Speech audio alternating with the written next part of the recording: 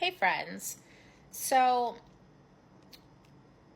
I'm not sure when, I think it was like 2 weeks ago, the medical examiner from Cook County in Chicago called me. And they had finally finished Angel's, you know, autopsy, toxicology, whatever it is over there that they do to figure out how you died. They finished it. Took a lot longer than usual. Just because it's Cook County, right? And I was extremely shocked at what they had told me her cause of death was. And I always want to be open and transparent with you guys, but I waited till now to say something because it was a lot for me to take in, if I'm being honest. It never dawned on me that possibly it could have been something besides fentanyl, right? And before I go further, I just want to, for those of you that may not know, may have missed a few videos from a while ago, Angel's drug of choice was crack. Angel was physically severely addicted to heroin and fentanyl because she used heroin, a couple times and got addicted to it. And then she started using it intravenously. And she was addicted to the fentanyl by default because all these drugs have fentanyl in it, right?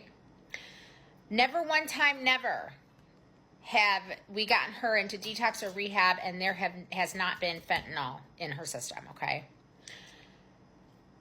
But her drug of choice was crack. And I had actually even made a video when she was in rehab saying, how do I tell her that crack is whack? Because I had read messages or got information that she was wanting to just go do crack recreationally. Like she thought it was okay that, she wasn't fentanyl, wasn't heroin, yoo-hoo, whatever. So I knew that want to do that specific drug was still there, even though the want to do heroin wasn't anymore, okay?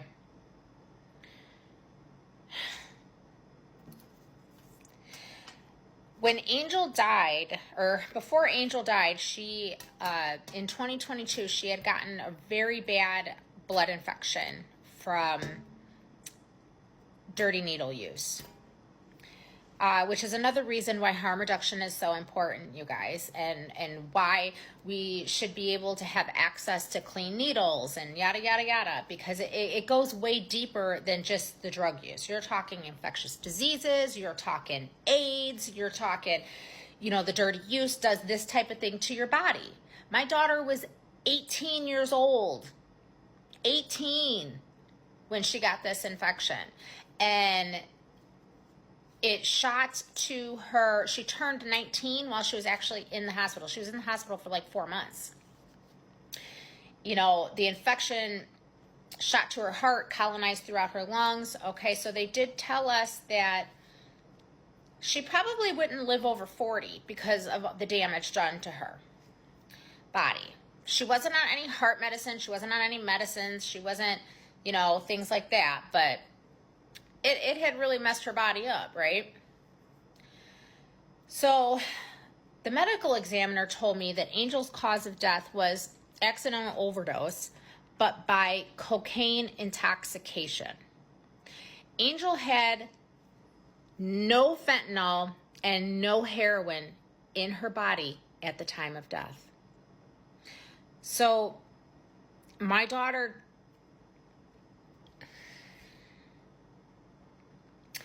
she didn't go out and use heroin again. And that makes me happy. But what I struggling with that is I always knew that that she intended on coming back home. I know she didn't want to die. She didn't think she was going to die. And I knew that she thought she was just going to go out a couple days, maybe a couple weeks, because you start to lose time, and be back and then just do this again.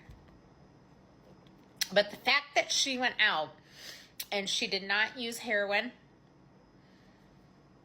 her heart couldn't handle the crack. Her heart couldn't handle the drugs anymore. And the fact that she went out and didn't use heroin just confirms even more to me that she was gonna come home and that she had full intentions on coming home, and that she didn't think that this was gonna happen. So that being said, I would like to share a number with you guys. It's the hotline for the Never Use Alone.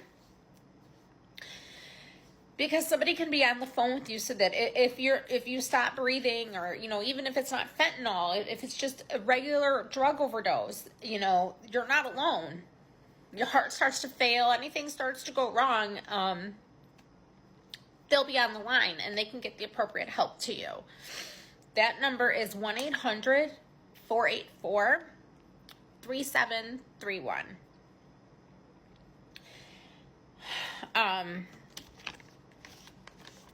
I mean, dying from drugs is terrible either way you slice it.